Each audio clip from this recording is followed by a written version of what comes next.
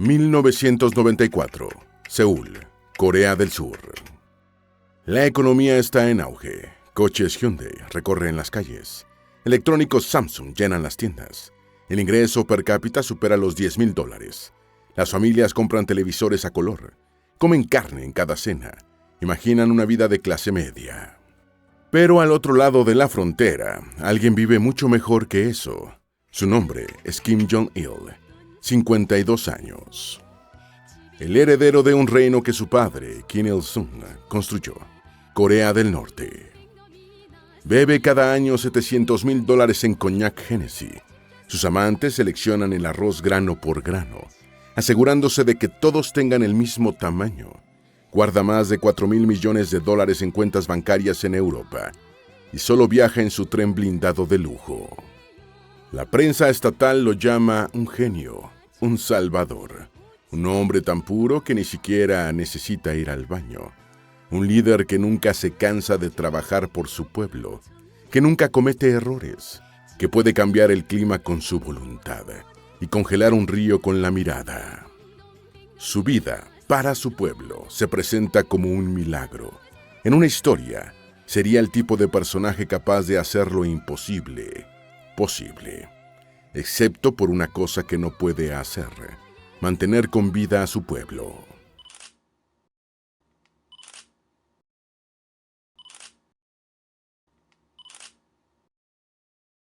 Las cosechas han sido escasas durante años. Las inundaciones han destruido los cultivos. Las familias en las provincias esperan las raciones del Estado. Pero nunca llegan. En su lugar, Kim Jong-il ordena a los soldados entrar en las aldeas campesinas y confiscarlo todo: alimentos, semillas, provisiones, incluso los excrementos de los campesinos, recolectados y entregados al gobierno para usarlos como fertilizante. Como consecuencia, la gente recurre a hervir hierba, a arrancar la corteza de los árboles, a mezclar harina con aserrín y virutas de madera que hinchan el estómago, pero no ofrecen nutrición. Algunos cazan ranas, libélulas o ratas. En los pueblos, los niños comienzan a desaparecer de las calles. La comida confiscada fluye hacia arriba, primero al ejército, luego a la élite leal de Pyongyang. Los soldados marchan bien alimentados por la capital, mientras los niños en el campo se desploman en las aulas frente a sus maestros. El régimen llama a esto la marcha ardua. Y, sin embargo, cuando Kim Jong-il muere en 2011, la gente llora en las calles, se golpea el pecho, rompe sus ropas, se convulsiona de dolor mientras la televisión estatal transmite un duelo interminable. Es elevado a la eternidad, deificado como el secretario general eterno, recordado no como el hombre que no los protegió del hambre, sino como el Dios que les había dado todo. Este es Kim Jong-il, y así transformó Corea del Norte, para lo peor, mientras fue recordado como el mejor. La Guerra de Corea, de 1950 a 1953, librada entre el norte comunista y el sur capitalista, había terminado en tragedia. Entre 2 y 3 millones de coreanos habían muerto. Al finalizar el conflicto, no se firmó ningún tratado de paz. La península permaneció dividida. En la década de 1960, años después de la guerra, Corea del Norte era la Corea rica. Las fábricas estaban en auge en el norte, la electricidad se expandía, la industria crecía, pero esa prosperidad no se construía desde adentro. La Unión Soviética había inundado el país con préstamos baratos. China enviaba alimentos, combustible y maquinaria. Tanto Moscú como Pekín querían acelerar el desarrollo de su aliado comunista, mostrarlo como una historia de éxito, más rápido y más fuerte que lo que Estados Unidos, Japón y Occidente pudieran construir el sur. Durante un tiempo, funcionó. Los créditos soviéticos mantenían lleno el Banco Central norcoreano, mientras las importaciones chinas mantenían los estantes abastecidos. Había dinero, había comida, así que Corea del Norte se cerró al mundo y se mantuvo abierta solo para sus patrocinadores comunistas. Pero hacia los años 70, los préstamos comienzan a vencer. Llega el momento de pagar, pero Corea del Norte tiene poco que ofrecer a cambio. Así, el crecimiento se detiene, y mientras Corea del Sur inicia su despegue industrial, el norte queda cada vez más atrás. En la década de 1990, la crisis se profundizó. La Unión Soviética colapsó y, con ella, desapareció la línea de crédito fácil. Rusia incluso exigió el reembolso.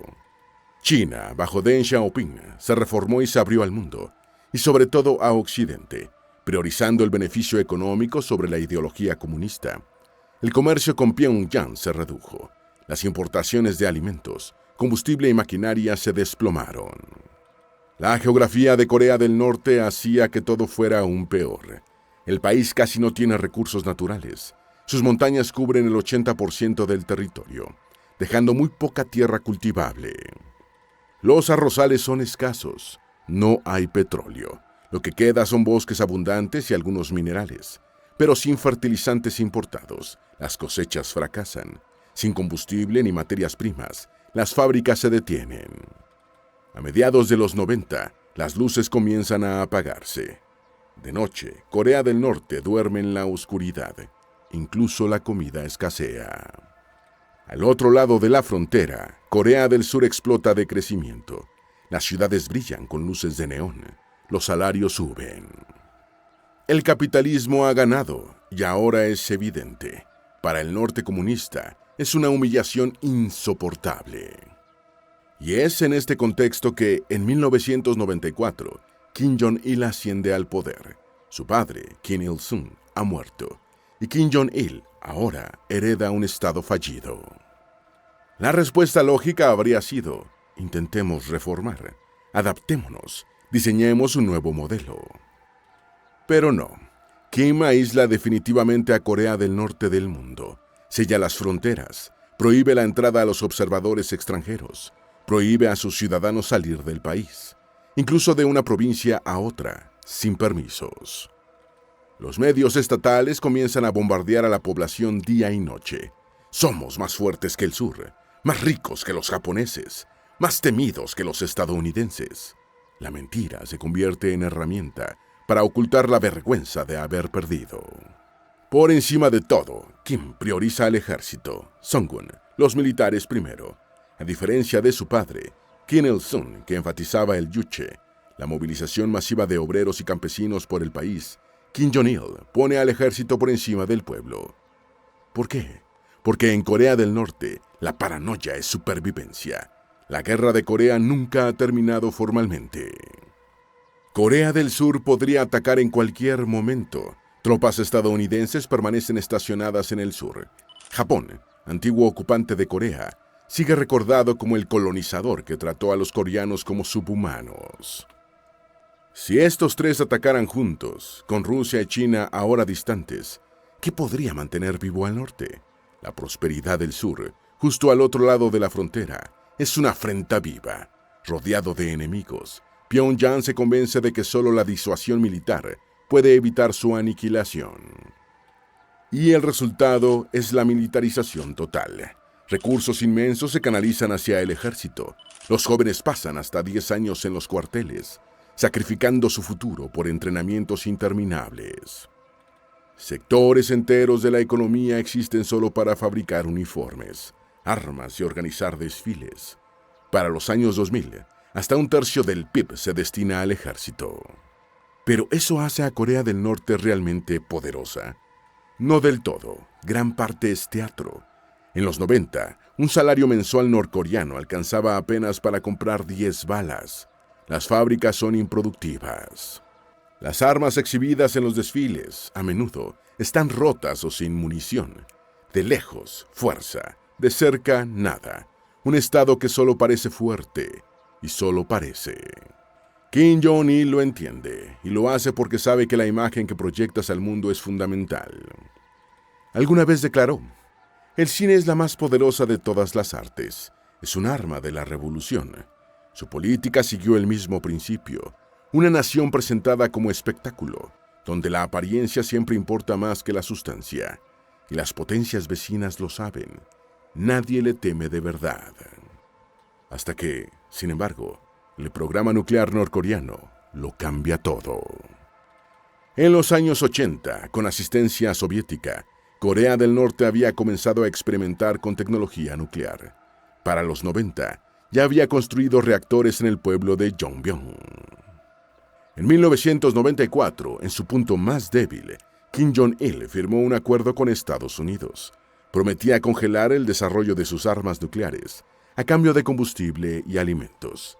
Kim obtuvo lo que quería, pero continuó, de todos modos, el programa en secreto. Para 2006, Corea del Norte realiza su primera prueba nuclear.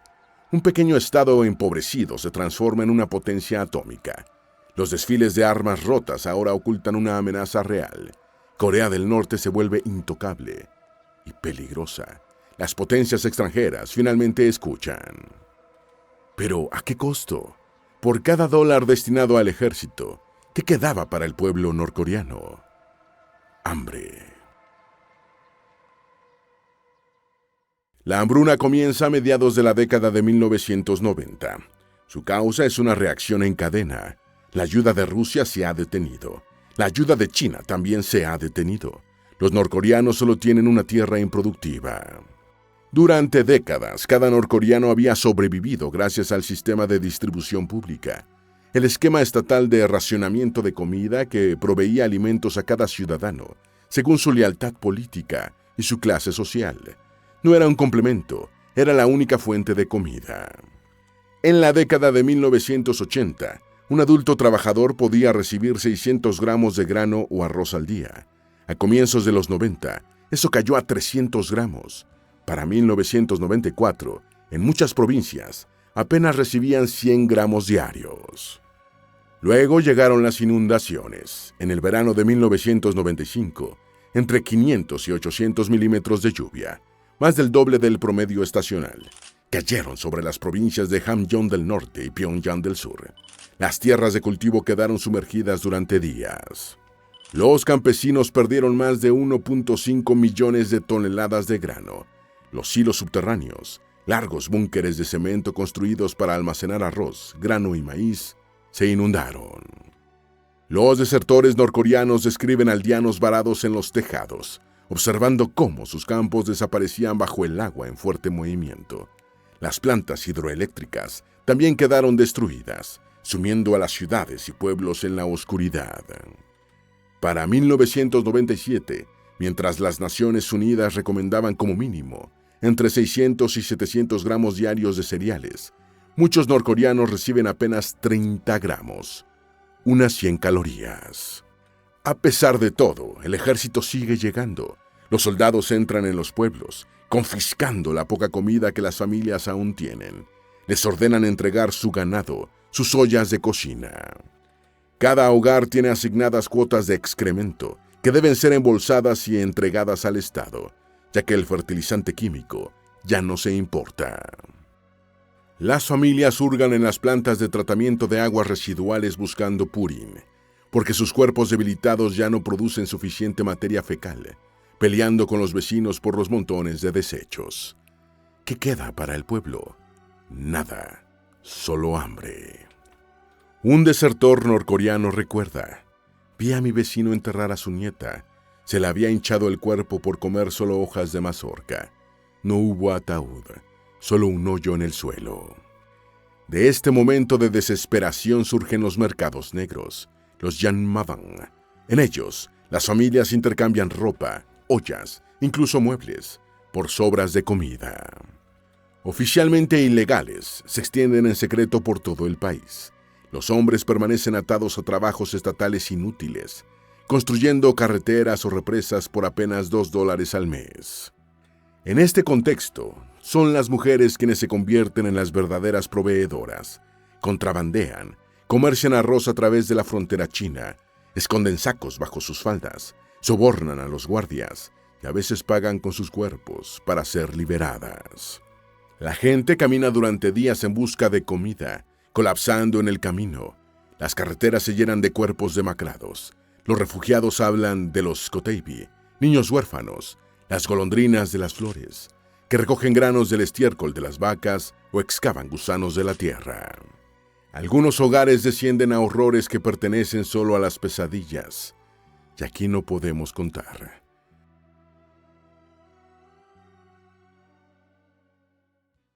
Mientras tanto, la propaganda satura la vida cotidiana. Los soldados irrumpen en las casas y ajustan las radios a una sola frecuencia, sellándolas para que no puedan cambiarse ni apagarse. Desde la mañana hasta la noche, transmiten los milagros de Kim Jong-il. Acaba de inventar la hamburguesa, 2 rebanadas de pan con carne entre ellas. Ha escrito 1500 libros en solo 3 años. Ha acertado 100 blancos incluso con los ojos vendados. Duerme apenas unas horas por semana, de tanto trabajar por su pueblo. Sus trajes verde oliva están marcando tendencia en París y Milán. En su primera partida de golf ha logrado 38 bajo par. Nació en el Monte Pactu, bajo un doble arco iris, mientras una nueva estrella aparecía en el cielo.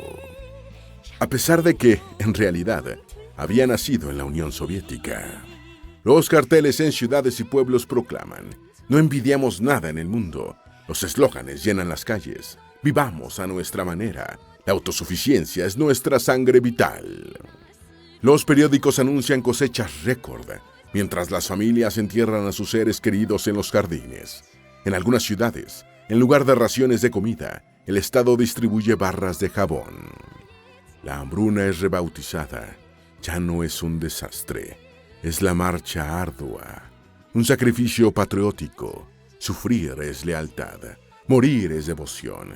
La comida se distribuye no según la necesidad, sino según el rango. Primero el ejército, después la élite de Pyongyang, por último el campo. Durante todo este tiempo, Kim Jong-il vive en la abundancia. Sushi traído en avión desde Tokio, cines privados, botellas interminables de lo que desee. En público es un dios. Se erigen estatuas en su honor. Su retrato cuelga en cada casa, en cada oficina. Dejar que acumule polvo es un delito. Los ciudadanos pulen cada mañana los broches rojos con su rostro. En las escuelas, los maestros enseñan a los niños a memorizar sus poemas, a dibujar su cara antes incluso de aprender a escribir. Luego, en el año de 1996, otra inundación. Y en 1997, una sequía. Para entonces, las estimaciones de muertos oscilan entre 600,000 y 3.5 millones, posiblemente el 15% de la población. A comienzos de los 2000, la hambruna se atenúa. Los mercados de Yanmadan se expanden. Durante un tiempo, el régimen los tolera, pero en 2009, Kim Jong-il redenomina el won. Los comerciantes del mercado, las mujeres que alimentaban a sus familias, lo pierden todo de la noche a la mañana. A la hambruna surge una solución débil: la papa, más fácil de cultivar en las montañas. Empieza a reemplazar al arroz y al maíz. La ayuda internacional también se reanuda, pero el daño es irreversible. Para 1998, más del 60% de los niños sufre retraso en el crecimiento por desnutrición. Una generación perdida.